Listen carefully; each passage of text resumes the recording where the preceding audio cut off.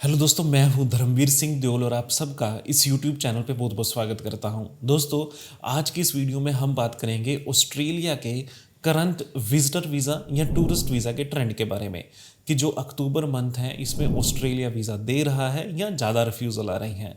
दोस्तों, इस वीडियो में हम हर एक टॉपिक के ऊपर बात करेंगे, जैसे कि अभी ऑस्ट्रेलिया में फेस्टिवल सीज़न है, उसकी वजह से जो अप्रूवल रेट है वो ज़्यादा है, बट उसका रीज़न क्या है। उसके बाद दोस्तों हम उन प्रोफाइल्स के बारे में बात करेंगे जिनको अप्रूवल मिला है, और उन प्रोफाइल्स के बारे में भी बात करेंगे जिनको अभी रिसेंट रिफ्यूज़ल आई है, और उसके कुछ कारणों के बारे में भी मैं आपको इस वीडियो में बताऊंगा। ऑस्ट्रेलिया के बारे में कौन कौन से ज़रूरी डॉक्यूमेंट हैं वो भी हम इस वीडियो में कवर करेंगे, और कौन से ऐसे एडिशनल फैक्टर हैं जो आपके वीज़ा चांसेस को बढ़ा सकते हैं। तो इन सारे पॉइंट्स के ऊपर हम इस वीडियो में बात करेंगे। अगर दोस्तों आप इस चैनल पे नए आए हैं, पहली बार आए हैं, तो प्लीज़ इस चैनल को सब्सक्राइब करें और इस वीडियो को लाइक कर दें। अगर दोस्तों आप ऑस्ट्रेलिया जाना चाहते हैं या हमारे थ्रू अपना प्रोसेस करवाना चाहते हैं तो स्क्रीन पे नंबर विजिबल हैं, आप हमें कॉन्टैक्ट कर सकते हैं। तो चलिए दोस्तों, वीडियो की शुरुआत करते हैं। तो दोस्तों, जैसा कि अब ऑस्ट्रेलिया में फेस्टिवल सीज़न है, उसकी वजह से वीज़ा की अप्रूवल रेट काफ़ी अच्छा है। दो रीज़न हैं, क्योंकि एक तो फेस्टिवल इम्पैक्ट है, क्योंकि वहाँ पे क्रिसमस भी है, न्यू ईयर भी है, और वीज़ा ऑफिसर भी ये सोचते हैं कि अगर कोई बंदा अप्लाई कर रहा है खासकर इन दिनों में, तो उसका पर्पस जो है वहाँ पे सेलिब्रेशन करना है, जो भी वहाँ पे फेस्टिवल है। दूसरा रीज़न है टूरिज़्म बूस्ट, क्योंकि ऑस्ट्रेलिया एक प्राइम हॉलीडे डेस्टिनेशन है। पूरी दुनिया के लोग वहाँ पे वीज़ा के लिए अप्लाई करते हैं, चाहे इंडिया के लोग हैं, चाहे यूके के लोग हैं, कनाडा के लोग हैं, तो पूरी दुनिया से ऑस्ट्रेलिया के लिए टूरिस्ट वीज़ा इन दिनों अप्लाई होता है। और जब ज़्यादा नंबर ऑफ़ एप्लीकेंट होती हैं, नंबर ऑफ़ एप्लीकेशंस होती हैं, तो वहाँ पे ज़्यादा चांस होते हैं कि जो आपका वीज़ा है वो अप्रूव हो जाए। तो ये दोनों के दोनों रीज़न हैं जिसकी वजह से जो अक्टूबर नवंबर का जो मंथ होता है, इन मंथ में जो ऑस्ट्रेलिया का वीज़ा है वो ज़्यादा आता है अगर हम कंपेयर करें बाकी साल के महीनों से। अब दोस्तों हम बात कर लेते हैं कि जिन लोगों को अप्रूवल आई है तो उनकी प्रोफाइल कैसी है। तो प्रोफाइल में सबसे पहले है कि अगर आपके पास एम्प्लॉयमेंट है और अगर आपके जो टाइस हैं वो काफ़ी स्ट्रॉन्ग हैं, तो इसकी वजह से भी जो अप्रूवल आ रही हैं। क्योंकि यहाँ पे क्या होता है कि देखो, कोई किसी भी कंट्री के लिए आप अप्लाई करते हैं, चाहे वो ऑस्ट्रेलिया है, कनाडा है, न्यूजीलैंड है, तो हर वीज़ा ऑफिसर आपकी दो बातों पे ध्यान देगा। नंबर एक है कि इसके पास यहाँ पे इनकम के कौन कौन से साधन हैं। नंबर दो है कि ये किन रीज़न की वजह से वापस अपनी होम कंट्री आएगा। अगर दोस्तों आपके पास यहाँ पे जॉब है, आपके पास एक रेगुलर इनकम है, आपके पास यहाँ पे फैमिली है, आपके पास यहाँ पे प्रॉपर्टी है, तो यहाँ पे ज़्यादा चांस है आपके वापस आने के। और इन्हीं कारण की वजह से जो वीज़ा हैं वो मिलते हैं, यानी कि जो वीज़ा ऑफिसर है वो आपको अप्रूवल दे देते हैं। दूसरा है फाइनेंशियल स्टेबिलिटी।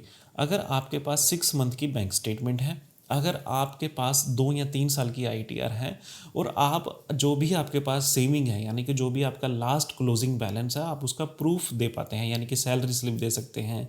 इनकेस आपका बिजनेस है तो बिजनेस से जितनी आपकी इनकम हुई उसका डिक्लेरेशन दे सकते हैं। आप एक रिसिप्ट जो बिल बुक होती हैं उसको दे सकते हैं। तो काफ़ी डॉक्यूमेंट होते हैं, बट आपके पास वो होने चाहिए। ऐसा नहीं है कि आपने 6 लाख रुपया आपने अकाउंट में जमा करवाया और लास्ट में आपने दिखा दिया कि जी मेरे पास तो क्लोजिंग बैलेंस 15 लाख रुपया है, तो ये 9 लाख रुपए का आपके पास कोई प्रूफ नहीं है कि ये पैसा कहाँ से आया। तो दोस्तों यहाँ पे रिफ्यूज़ल के ज़्यादा चांस होंगे। तो कोशिश करें जब भी आप अपनी स्टेटमेंट को मैनेज करते हैं तो अच्छे तरीके से मैनेज करें, जहाँ पे वीज़ा ऑफिसर को भी ये चीज़ क्लियर होगी कि इस बंदे ने जो इसकी स्टेटमेंट है वो बिल्कुल ही जेन्युइन है और उसकी कोई ऐसी इंटेंशन नहीं थी कि ये सिर्फ एक वीज़ा लेने के लिए इस स्टेटमेंट को मैनेज किया गया है। यहाँ पे मैं आपको एग्जांपल दे देता हूँ, बट ये वीडियो थोड़ी लेंथी हो जाती है, तो मैं उम्मीद करूँगा कि आप ज़रूर इस वीडियो को लास्ट तक देखेंगे। मान लीजिए कि अगर आपकी सैलरी 1 लाख रुपया है और 1 लाख रुपए में से आप 50,000 खर्चा कर देते हैं, 50,000 आप सेविंग करते हैं, तो 6 महीने के बाद जो क्लोजिंग बैलेंस होगा उसमें 3 लाख रुपया ज़्यादा होगा। और उसके पास आपके पास प्रूफ है, क्योंकि वो स्टेटमेंट के हिसाब से आपका 3 लाख रुपया वहाँ पे दिख रहा है कि इस बंदे ने 6 महीने में 3 लाख रुपया सेव किया है। तो 3 लाख रुपया आपका ये हो गया। अगर मान लीजिए 4 लाख रुपया आपका पहले था, यानी कि स्टार्टिंग डे में था, 3 + 4 7 लाख रुपया आपकी एक सेविंग हो जाती है, जिसके आप एक डॉक्यूमेंट दे सकते हो। इसी एग्जाम्पल को अगर मैं रिवर्ट करूं तो यहाँ पे क्या होगा कि मान लीजिए कि अगर आपकी 1 लाख रुपया सैलरी है, 1 लाख रुपए में से आप 90,000 रुपया खर्च कर रहे हो, या कहीं किसी महीने में आप 1 लाख रुपया या 1.25 लाख रुपया खर्च कर रहे हो, और आपके अकाउंट में 4 लाख रुपया था स्टार्टिंग डे में, क्लोजिंग डे में आपने 10 लाख रुपया दिखा दिया, तो नॉर्मली क्या चीज़ है कि आप हर मंथ 10,000 15,000 बचा रहे हो और किसी महीने जो ये पैसे हैं ये खर्च हो रहे हैं, तो एट द एंड जो है आपका जो बैलेंस है वो बढ़ना नहीं चाहिए, क्योंकि आपके खर्चे उतने हैं। बट आपने लास्ट में 6 लाख रुपया दिखा दिया, तो 6 लाख रुपये का आपको प्रूफ चाहिए कि ये 6 लाख रुपया कहाँ से आया, क्योंकि आपकी सैलरी और खर्चों के हिसाब से ये आपका बनता नहीं है। और इन्हीं इस रीज़न की वजह से ऑस्ट्रेलिया मैक्सिमम जो रिफ्यूज़ल दे रहा है, ये एक रीज़न लिखा आता है कि हमें आपकी जो इनकम है वो हमें कहीं विजिबल नहीं हो रही, हमें क्लियर नहीं हो रही। तो अगर आपके पास अच्छी स्टेटमेंट है, मैनेज स्टेटमेंट है, तो यहाँ पे आपके वीज़ा के चांसेस ज़्यादा होंगे। अब दोस्तों हम बात कर लेते हैं कि जिनकी रिफ्यूज़ल आ रही है तो उनके रीज़न क्या है रिफ्यूज़ल आने का। तो जैसा कि मैंने अभी अभी बताया कि रिसेंट फंड अगर आपके अकाउंट में आप ट्रांसफ़र करते हैं तो ये वीज़ा ऑफिसर इसे रेड फ्लैग करता है और इसी की वजह से जो है रिफ्यूज़ल आती है। तो ये मैंने आपको ऑलरेडी बता दिया भी आप इस जो फंड्स को कैसे मैनेज कर सकते हैं।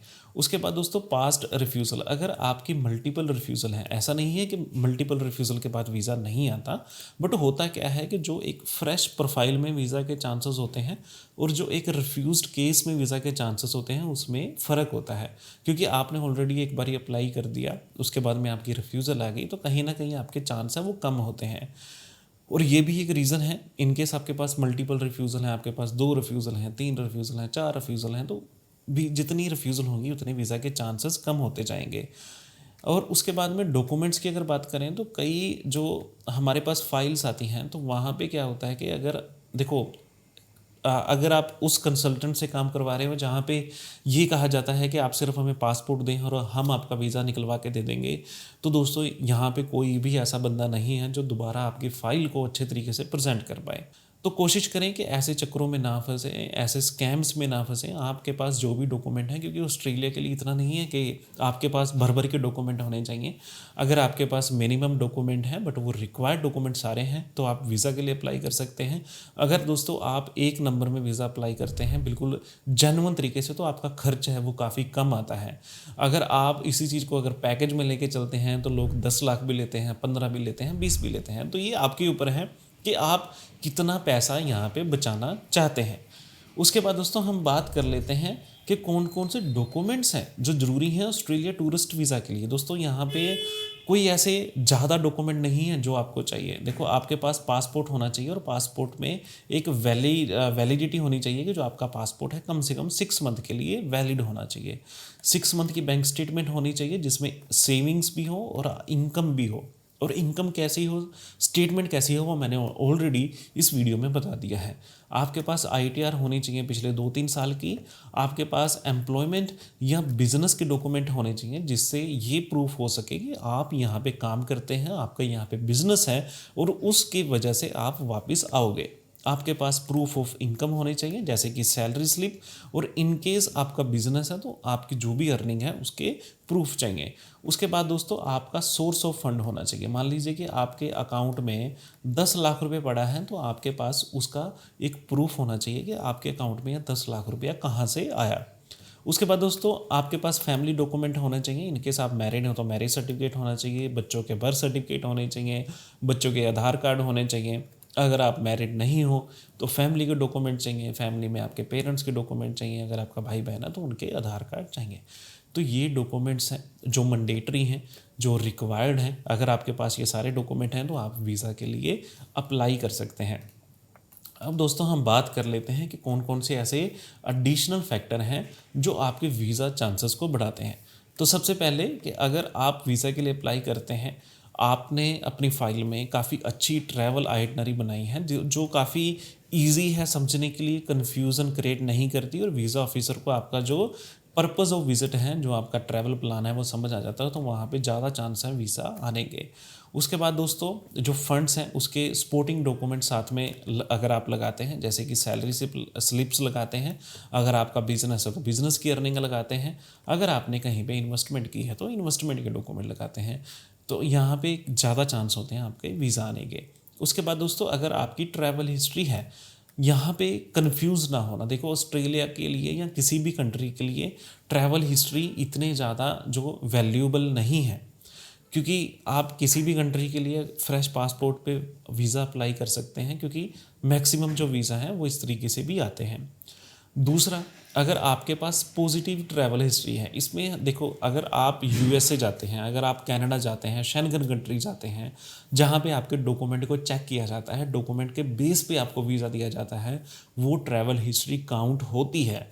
अगर आप मान लीजिए सिर्फ एशियन कंट्री में जाते हैं, जहाँ पे आपके डॉक्यूमेंट नहीं आप वैलिडेट करते, सिर्फ पासपोर्ट पे आपको वीज़ा मिल जाता है, वीज़ा ऑन अराइवल मिल जाता है, तो दोस्तों ये ट्रैवल हिस्ट्री काउंट नहीं होती। काफ़ी क्लाइंट्स होते हैं जो ये कहते हैं कि सर मैं वियतनाम चला जाऊंगा, मैं दुबई चला जाऊंगा, मैं थाईलैंड चला जाऊंगा। दोस्तों ये सिर्फ पैसे की बर्बादी है अगर आप ऑस्ट्रेलिया, कनाडा, न्यूजीलैंड या यूके को टारगेट करते हैं।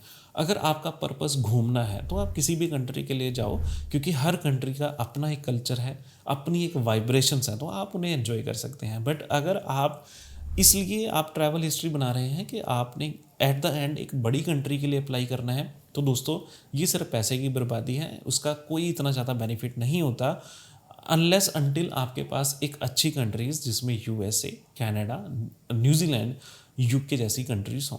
अगर आपके पास ये कंट्रीज़ हैं तो आपके पास मैक्सिमम चांस है वीज़ा आने के।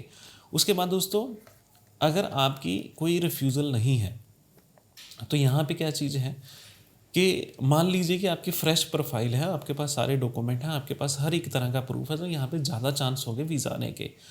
अगर आपकी 2 से ज़्यादा रिफ्यूज़ल हैं तो वहाँ पे क्या होता है कि आपके कम चांस होते हैं वीज़ा आने के, क्योंकि जितनी बार आप अप्लाई करोगे और अगर आपकी जो स्टेटमेंट्स हैं, अगर आपके जो बिज़नेस हैं, अगर आपकी जो ट्रैवल जो पर्पज़ ऑफ विज़िट है ये बार बार चेंज हो रहा है, तो वहाँ पे वीज़ा आने के कम चांसेस होंगे।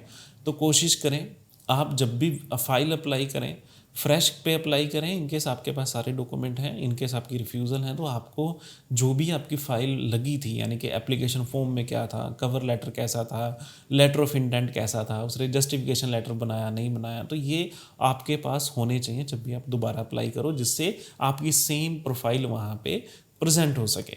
तो दोस्तों ये आज की वीडियो थी जिसमें मैंने ये कोशिश की कि मैं आपको समझा सकूं कि ट्रेंड कैसा है और जो इस ट्रेंड की वजह क्या है, जिनके वीज़ा आ रहे हैं उनकी क्या रीज़न है और जिनकी रिफ्यूज़ल आ रही है तो उनके क्या रीज़न है।